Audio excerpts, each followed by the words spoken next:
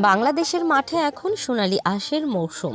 চারদিকে কাটা পাট গাছের স্তূপ, যাকে ভেজানো আঁশ মাঠ জুড়ে শুকাতে দেয়া সোনালী রঙের ঢেউ, সব মিলিয়ে গ্রাম যেন উৎসবের রঙে ভরে উঠেছে। কৃষকের হাত ব্যস্ত, কিন্তু সেই ব্যস্ততায় আছে হাসি, আছে স্বস্তির দীর্ঘশ্বাস।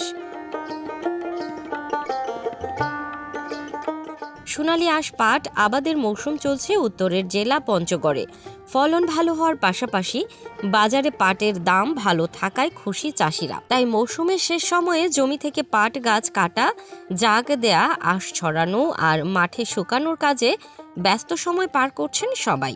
এবারে বেশি আবাদ করছি, এবার লাভ বেশি, এরকম দাম পাইনি। এবার দাম পাইছি 3500 টাকা। এবং আনুমানিক বাজার যেটা চলতেছে আর কি, এতে দেখা যাচ্ছে যে সব মিলে 2.5 লক্ষ টাকার মতো বিক্রি হবে আমার পাট আর কি। পাট আবাদে গতবারের চেয়ে এবার ভালো ফলনের পাশাপাশি বাজারের দাম বাড়ায় দুশ্চিন্তা কেটেছে। যেখানে গেল বছর প্রতি মন পাট 2000 থেকে 2500 টাকায় বিক্রি হয়েছে, সেখানে এবার বিক্রি হচ্ছে 3000 থেকে 3800 টাকায়। দাম মোটামুটি আছে এবার ভালোই, আল্লাহর রহমত লাভের আশা করতেছি।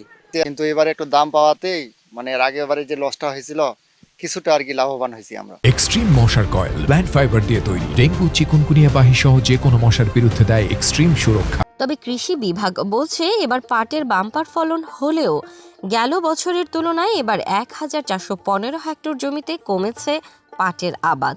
একই সাথে বাজারের চাহিদা অনুযায়ী পাট আঁশের মান ভালো থাকার কথাও জানিয়েছেন তিনি।